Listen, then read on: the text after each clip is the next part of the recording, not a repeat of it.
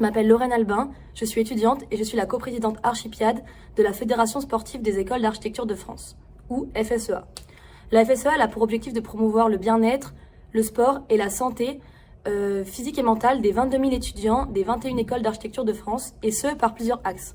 D'abord par un travail de fond avec le ministère, les directeurs et les administrations pour tenter de faire passer la santé au premier plan dans les études.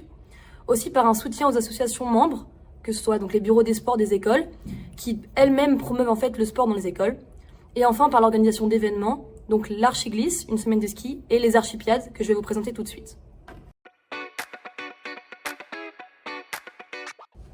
Les Archipiades 8, c'est la 8e édition d'une grande rencontre sportive entre les 21 écoles d'architecture de France, qui se sont donc tous retrouvés à Blois.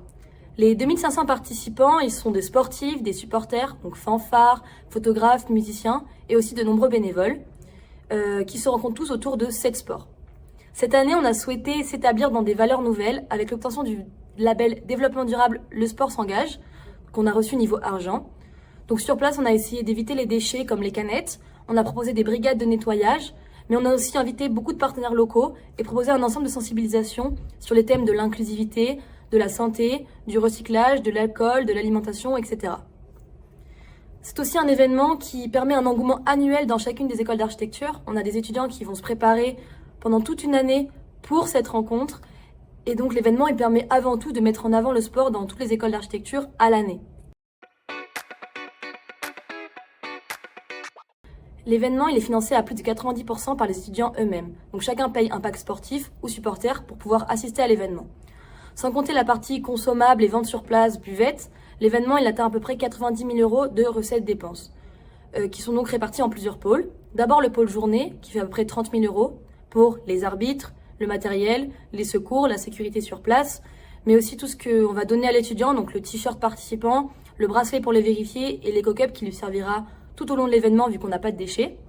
Ensuite, on a le pôle repas qui nous a permis, donc avec 30 000 € d'offrir l'ensemble des petits déjeuners à tous les participants, les 2 repas du midi pour les sportifs et le repas du soir aussi pour tous les participants. Et enfin, le reste du budget qui passe pour l'organisation et l'achat de matériel, la gestion des équipes staff, le financement des places bénévoles et l'organisation de la soirée, donc location du lieu, matériel et prestations. Enfin, on a environ 5 000 € de partenariats et ou subventions.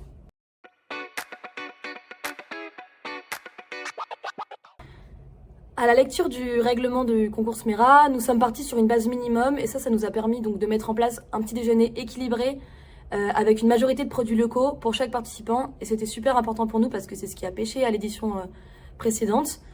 Donc on s'est aussi beaucoup servi de la formation santé qui a été proposée par la SMERA, et en plus de ça, il nous a permis de renforcer le dispositif de secours sur place parce qu'on a forcément beaucoup de blessés, donc un grand besoin en secours. Pourquoi la dotation bien plus haute? Parce qu'on est un projet qui a une portée bien plus grande qu'un seul week-end. Parce qu'il nous permet aux 2500 étudiants en architecture de relâcher la pression, de se rencontrer et de partager un moment autour des valeurs fortes qui sont le sport, la santé et la bonne entente.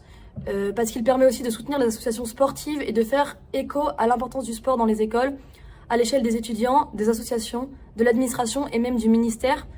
Donc voilà, c'est ultra important parce qu'en école d'architecture, on est un peu en retard sur ces sujets-là. Donc nous, on essaye au maximum de développer le bien-être, la santé et le sport dans les écoles d'architecture.